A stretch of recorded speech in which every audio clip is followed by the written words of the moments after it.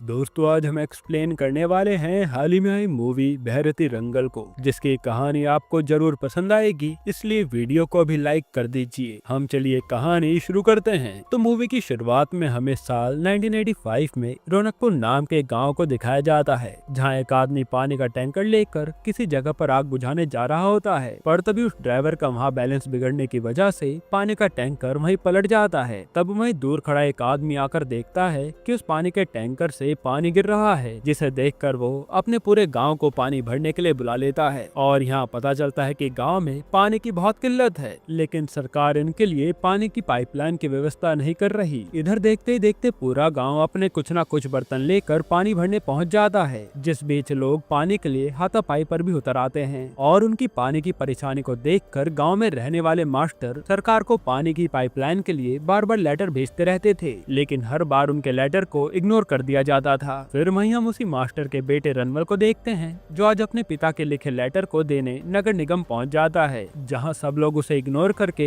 अपने में ही मस्त पड़े रहते हैं। इससे रनवल को गुस्सा आ जाता है और वो अगली बार अपने पिता के दिए लेटर के साथ वहां बॉम्ब भी रखाता है, जिससे वो स्टेशन ही तहस नहस हो जाता है और उसके अंदर सभी लोगों की जान चली जाती है। अब इस कारण रनवल को अरेस्ट करके कोर्ट में लाया जाता है, जहाँ उसे उसकी बात रखने का मौका मिलता है। इस पर रनवल जज को बताता है कि हमारे गाँव रौनकपुर में पानी की बहुत किल्लत है और इसीलिए मेरे पिता कई बार पानी की पाइपलाइन डालने के लिए नगर निगम लेटर भी भिजवा चुके हैं, लेकिन उन सभी ने हर बार हमारे दिए लेटर को इग्नोर किया है। इसलिए मुझे उन सभी पर बहुत गुस्सा आया और मैंने उन सभी को मार दिया। जिसकी बातें सुनकर जज रनवल के तरीके को गलत बताती है और उसे 20 साल की सजा सुनाती है। साथ ही वो नगर निगम को ऑर्डर देकर पूरे गाँव में पानी की पाइपलाइन डलवाने को कहती है, जिसके बाद रनवल को जेल में भेज दिया जाता है, जहाँ कोई भी उसके कारनामे को सुनकर उससे दोस्ती करने से मना कर देता है और रनवल जेल में बिल्कुल अकेला पड़ जाता है। अब इसी अकेलेपन को दूर करने के लिए रनवल लाइब्रेरी में जाकर सभी किताबें पढ़ना शुरू कर देता है और पढ़ाई करके कुछ ही सालों में वकील भी बन जाता है। इधर जज के दिए ऑर्डर से पूरे रौनकपुर में पानी की पाइपलाइन डालने का काम शुरू हो गया था, जहाँ खुदाई करते वक्त लोगों को जमीन के अंदर से मिनरल आयरन कोर मिल जाता है और इस जमीन को एक बहुत ही अमीर आदमी खरीद लेता है और फिर उसमें इलीगल माइनिंग करना शुरू कर देता है, जिससे देखते देखते रौनकपुर में एक बहुत बड़ी आयरन की फैक्ट्री खड़ी हो जाती है। वहीं दूसरी तरफ 20 साल बाद रनवल की सजा पूरी होती है, जहां जेल के बाहर उसे सबरी नाम का आदमी लेने आया होता है। यहां सबरी हाथ जोड़कर रनवल का शुक्रिया अदा करता है कि आज मैं आपकी वजह से बाहर हूं, और यहीं हमें पता चलता है कि सबरी को किसी मर्डर केस के झूठे इल्जाम में जेल हो गई थी, जिसका केस खुद रनवल ने कोर्ट में लड़ा था और इसमें रनवल ने सबरी को बेकसूर साबित कर दिया था। यहाँ सबरी रनवल को लेकर सीधा रौनकपुर पहुंच जाता है, जहां पहुंचते ही वो देखता है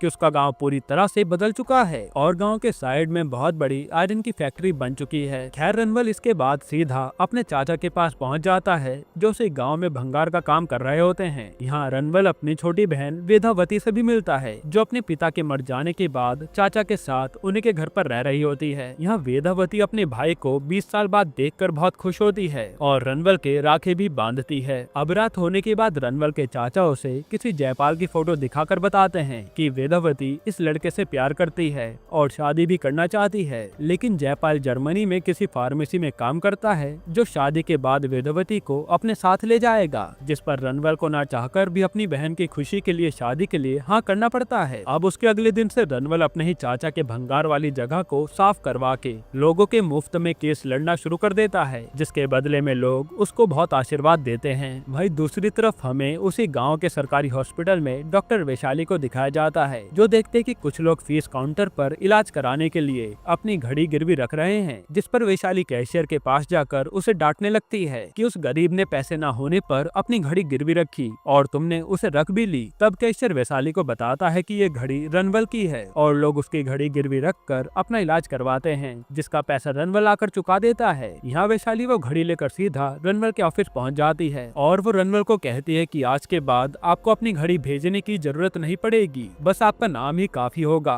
और यहाँ हम समझ पाते हैं कि कहीं न कहीं वैशाली को रनवल पसंद आ गया था। खैर उसके अगले दिन रनवल से मिलने वरदा नाम का आदमी आता है, जो उसे बताता है कि वो परांडे ग्रुप की इंडस्ट्री में काम करता है, लेकिन वहाँ का मालिक खंडरा किसी भी मजदूर को पूरा पैसा नहीं दे रहा है, इसलिए मैंने वहाँ के सभी मजदूरों के साथ एक यूनियन बनाने का सोचा है, जिसके लिए सब लोग मान गए हैं। लेकिन जैसे ही पहला मजदूर पेपर पर साइन करने गया, खंडरा के खास आदमी घट्टा ने उसका हाथ काट दिया, जिससे सब लोग बहुत डर गए हैं और वो यूनियन से पीछे हट रहे हैं। हालांकि मैंने फिर भी हार नहीं मानी और पुलिस में जाकर इसकी कंप्लेन करनी चाहिए, लेकिन पुलिस वालों ने मेरी कंप्लेन लिखने से साफ मना कर दिया है। जिसके बाद मैं केस लड़ने के लिए हर वकील के पास भी गया, लेकिन किसी ने भी गट्टा का नाम सुनकर मेरा केस नहीं लिया। और अब मैं आपके पास आखिरी उम्मीद समझकर आया हूँ, जिस पर रणबल वर्धा की मदद करने के लिए मान जाता है और उसे फिर जाकर यूनियन बनाने को कहता है। लेकिन इस बार वो एविडेंस इकट्ठा करने के लिए वर्धा की पॉकेट में कैमरा वाला पेन रख देता है। अब वर्धा वहाँ जाकर फिर से अपनी यूनियन खड़ी करने लगता है, लेकिन तभी वहाँ गट्टा आकर वर्धा का गला काटने की कोशिश करता है, जिसे एविडेंस के साथ पुलिस उसे अरेस्ट कर लेती है और सभी मजदूर यूनियन के पेपर में साइन करते हैं और खंडरा वहीं खड़ा देखता रह जाता है। अब उसके कुछ दिन बाद सभी मजदूर मिलकर अपनी मांग के लिए स्ट्राइक रख देते हैं, जिसे देखकर परांडे ग्रुप के मालिक को खुद रौनकपुर आना पड़ता है और उसका उसूल था कि मजदूरों की कभी भी यूनियन नहीं बननी चाहिए। लेकिन खंडरा इसमें कुछ भी कर नहीं पाया था। यहाँ परांडे उन सभी लोगों को काम से निकाल देता है और उनके दिए रहने के घर भी तोड़ देता है, जिससे सभी मजदूर बेघर हो जाते हैं। इधर इसके बारे में जैसे रणवल को पता चलता है तो वो उन सभी को अपने भंगार वाली जगह पर रहने की जगह देता है और उन सब के लिए कोर्ट में केस लड़ता है, जिसमें रणवल बहुत ही आसानी से हार जाता है। इसके बाद रणवल बहुत बड़े लोगों के पास जाकर उनको नौकरी देने की बात करता है, लेकिन सब लोग उन्हें नौकरी देने से मना कर देते हैं। खैर, अब ऐसे दिन प्रतिदिन मजदूरों की हालत बिगड़ती जा रही थी, जिसमें से एक मजदूर अपनी जमीन बेचने के लिए जमींदार के पास पहुंच जाता है, जहां जमींदार उसे बताता है कि उसकी जमीन पहले से ही परांडे ग्रुप के नाम है। ये सुनकर उसका पूरा परिवार शॉक्ड हो जाता है और वो रणवल के पास आकर उसे सारी बात बताते हैं कि हमने कभी भी ये जमीन किसी को नहीं बेची थी और हमारे साथ ऐसा हो रहा है। तब ये सुनकर रणवल इसके बारे में पता करने लगता है और उसे बहुत ही शॉकिंग बात पता चलती है कि सभी मजदूरों की जमीन उन्हें बिना पता लगे परांडे ग्रुप को बिक चुकी है। इसलिए रणवल उन सभी मजदूरों के लिए कोर्ट में फिर से केस लड़ता है, जिसमें परांडे का वकील दो मजदूरों को कटघरे में खड़ा करके उनकी जमीन के पेपर पढ़ने के लिए देता है, जो देखते हैं कि उनकी जमीन का सर्वर नंबर गलत है। तब परांडे का वकील जज को कहता है कि जब ये अपना सर्वर नंबर तक पहचान गए तो इतने पागल तो नहीं होंगे कि अपनी जमीन बिना पढ़े किसी के नाम कर दें। यहाँ इस बार भी रणवल फिर से ये केस हार जाता है और कोर्ट उसे एविडेंस लाने के लिए 2 दिन का समय देता है। अब इसी बीच वेदावती शादी करने के लिए जर्मनी चली जाती है, जिसको अपना आशीर्वाद देकर रणवल उसी केस में लग जाता है, जिसके बाद उसके हाथों में एक एविडेंस लगता है। फिर अगले दिन कोर्ट में रणवल हनुमंतु नाम के एक आदमी की फोटो दिखाता है और बताता है कि जिस दिन हनुमंतु की जमीन परांडे ग्रुप के नाम हुई थी उस दिन 300 किलोमीटर दूर हनुमंतु की शादी थी, तो वो दोनों जगह एक साथ कैसे हो सकता है। साथ ही रणवल परांडे ग्रुप के रजिस्ट्रार को कोर्ट में बुलाता है, जो जज को बताता है कि मजदूर जब परांडे ग्रुप में काम करना शुरू करते थे तो उनसे टर्म एंड कंडीशंस के नाम पर कहकर जमीन के पेपर पर साइन करवा लिया जाता था, जिसे सुनकर जज अगली हियरिंग में परांडे को खुद कोर्ट में आने को कहता है। इधर सभी मजदूर बहुत खुश हो रहे होते हैं कि उनको जल्द ही इंसाफ मिलने वाला है और ये सब होता देख वैशाली को रणवल से प्यार भी हो जाता है, जो कि हर किसी की मदद करता था। वही दूसरी तरफ परांडे केस हारता हुआ देखकर बहुत गुस्सा था और वो गन लेकर वकील को मारने लगता है, पर तभी वकील परांडे को एक लिस्ट देता है जिसमें उन सभी मजदूरों के नाम होते हैं जिन्हें अगली हियरिंग में कोर्ट में आना है और यहाँ वकील परांडे को उन सभी को मारने के लिए कहता है। तब उसकी बात सुनकर परांडे इस काम को करने के लिए गट्टा को बाहर निकलवाता है और वो लिस्ट देकर उन सभी लोगों को मारने के लिए भेज देता है। अब यहाँ रणवल किसी काम से बाहर जा रखा था और गट्टा उन सभी मजदूरों को जान से मार देता है और फिर चुपचाप वहाँ से चल देता है। फिर कुछ देर बाद रणवल जब वहाँ वापस आता है तो वो देखता है कि उसके चारों तरफ लाशें बिछी हुई हैं, जिन्हें देखकर रणवल को बहुत गुस्सा आता है। हालांकि वो अपना गुस्सा शांत करके उनकी चिता को आग देता है। अब उसके अगले दिन कोर्ट में रणवल के ना आने पर जज वो फैसला परांडे ग्रुप के नाम कर देते हैं और परांडे अपने आदमियों को भेजकर वहाँ फेंसिंग करने के लिए कहता है, जहाँ पहुंचकर परांडे के आदमी फेंसिंग का काम शुरू कर देते हैं। इधर सबरी रणवल को बताता है कि परांडे के आदमी मजदूरों की जमीन पर फेंसिंग कर रहे हैं, जिस पर रणवल को समझ आ जाता है कि अब उसकी मदद कोर्ट नहीं कर पाएगी, उसे अब खुद ही कानून को हाथ में लेना पड़ेगा। जिसके बाद रणवल सबरी के साथ वहाँ पहुंचकर उन सभी लोगों को जान से मार डालता है और उसके मन में तो पहले से ही गुस्सा भरा हुआ था। फिर उससे आखिर में गट्टा भी टकराता है तो वो गट्टा का गला काट कर उस इंडस्ट्री को अपने अंडर ले लेता है और फिर उसमें लीगली माइनिंग करना शुरू कर देता है। इधर जैसे इसके बारे में परांडे को पता चलता है तो वो सभी बैंकर्स को पार्टी देकर रणवल को माइनिंग लाइसेंस देने से मना करवा देता है। वहीं दूसरी तरफ रणवल माइनिंग लाइसेंस के लिए बार बार कलेक्टर को लेटर भेजने लगता है, लेकिन हर बार उसका लेटर गायब हो जाता है। इससे थक हार कर रणवल अपने वकील के साथ सीधा कलेक्टर ऑफिस पहुंच जाता है, जहां रणवल उसे फार्मेसी के सामने लाइसेंस के लिए अप्लाई करता है, लेकिन उसका पेन खत्म हो जाता है और वो कलेक्टर का पेन लेने लगता है, जिसे देने से यहाँ कलेक्टर साफ इनकार कर देता है। इससे रनवल गुस्से में आकर कलेक्टर के हाथ पर पेन घुसा देता है और उसी के खून से लाइसेंस के लिए अप्लाई करता है, जिसका लाइसेंस तुरंत बन भी जाता है। फिर इसके बाद रनवल माइनिंग शुरू करता है और माइनिंग से कमाए पैसों से मजदूरों के लिए घर, स्कूल और हॉस्पिटल बनवाता है। फिर देखते ही देखते रनवल के पास परांडे ग्रुप के डीलर उससे डील करने लगते हैं, जिससे परांडे ग्रुप का धंधा धीरे धीरे कम हो जाता है। अब इसके बाद परांडे किसी विजय नाम के पुलिस ऑफिसर का ट्रांसफर रौनकपुर में करवा देता है और रनवल के खिलाफ एविडेंस जमा करने को कहता है। दरअसल विजय को भी रनवल से अपना बदला लेना था,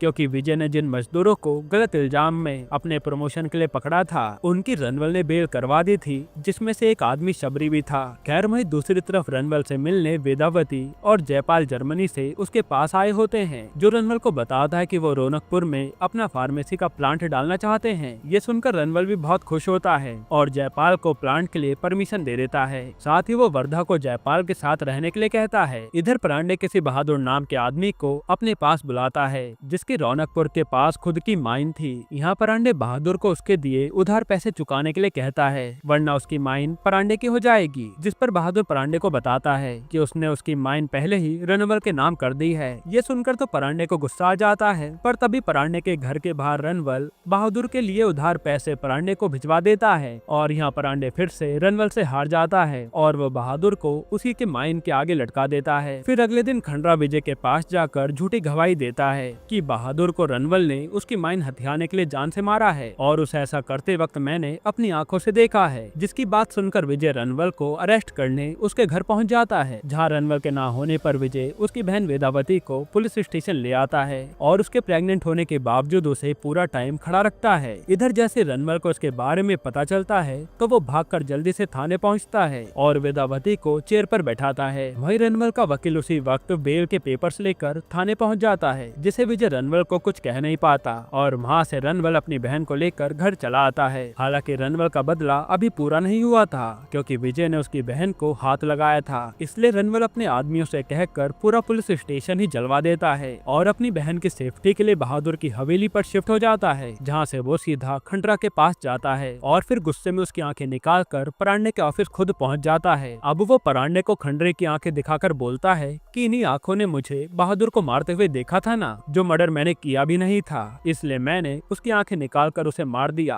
ये देखकर परांडे के होश उड़ जाते हैं। फिर रनवल जाने से पहले उसको धमकी देता है कि वो उसके परिवार से दूर रहे, वरना उसके लिए अच्छा नहीं होगा। खैर फिर कुछ दिनों बाद रनवल का आदमी रंगा आकर उसे बताता है कि हॉस्पिटल में अचानक से सभी लोग मरने लगे हैं। जहाँ जहाँ कर रनवल उन पेशेंट को देखता है और डॉक्टर से इसका कारण पूछता है, जिस पर वो डॉक्टर रनवल को बताता है कि जिस फार्मेसी कंपनी से हॉस्पिटल में दवाई आ रही है वो बहुत ही घटिया किस्म की दवाइयाँ हैं, जिससे सभी लोग धीरे धीरे मरते जा रहे हैं। तब ये बातें सुनकर रनवल पूरी तरह से टूट जाता है, क्योंकि फार्मेसी की सारी दवाइयाँ उसी के जीजा जयपाल के यहाँ से आ रही थी। और रनवल मेडिकल पहुंचकर देखता है कि वर्धा भी जयपाल के साथ मिल चुका है, जिससे रनवल उसी मेडिकल में जाकर जान से मार डालता है और रात में जयपाल को मिलने अपने पास बुलाता है। अब यहाँ आकर जयपाल उसे भी अपनी बातों में लेने लगता है कि तुम भी मेरे साथ मिल जाओ, हम दोनों मिलकर all over world pharmacy company खोलेंगे और लोग तो वैसे भी मरते रहते हैं, लेकिन क्या तुम अपनी बहन को विधवा बनाना चाहोगे? जिसकी बात सुनकर रनवल का दिल टूट जाता है और वो अपने दिल पर पत्थर रखकर जयपाल को गुस्से में मार डालता है। फिर वो खून से सने हाथ लेकर वेदावती के पास पहुंच जाता है। अब यहाँ वो वेदावती से 2 वादे करने के लिए कहता है कि वो कभी भी उसको छोड़कर नहीं जाएगी और दूसरा कभी भी अपने पति के बारे में नहीं पूछेगी। फिर रनवल वेदावती के हाथ पर जयपाल का खून लगा देता है, जिसे देखकर वेदावती समझ जाती है कि उसका पति अब मर चुका है,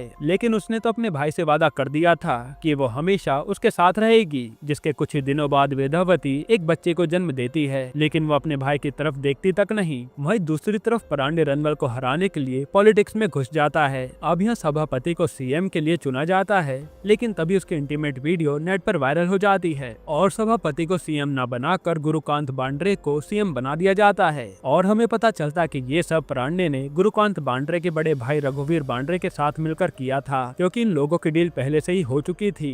जिसके बाद ये लोग सबसे पहले रनवल की माइन को सील करवा देते हैं, लेकिन उसे नहीं पता था कि रनवल उससे भी बड़ा खेल खेलने वाला है। वो तो सभी एमएलए को खरीद कर उन सभी को सभापति को सीएम बनाने के लिए प्रोटेस्ट करने के लिए कहता है और उनका प्रोटेस्ट देखकर सभापति को सीएम बना दिया जाता है और वो सीएम बनते ही सबसे पहले रणवल की माइन खुलवाता है और रणवल का धीरे धीरे पूरे इलाके पर कब्जा हो जाता है। वहीं दूसरी तरफ वैशाली रणवल के पास आकर उसे बताती है कि वो उससे प्यार करती है। फिर वो कहते कि लेकिन अब तो तुम गुंडे बन चुके हो, इसलिए मैं तुम्हें छोड़कर जा रही हूँ। तब रणवल भी उसे कुछ कह नहीं पाता क्योंकि उसे तो अपने लोगों को देखना था। इधर परांडे इतनी बार हार कर रणवल के पास आकर उसे खुद मारने का डिसाइड करता है और रौनकपुर पहुंचकर उसकी माइन पर काम कर रहे सभी लोगों को जान से मारने लगता है, जिसे ऐसा करते हुए देखकर रणवल को बहुत गुस्सा आता है और वो उसके आदमियों को मारने लगता है। फिर वो आखिर में परांडे को बुरी तरह से मारकर अपनी दुश्मनी को यहीं खत्म कर देता है, यानी कि अब रणवल का कोई भी दुश्मन नहीं बचा था। इसके बाद हमें दिखाते हैं कि दूसरी तरफ गुरुकांत पांड्रे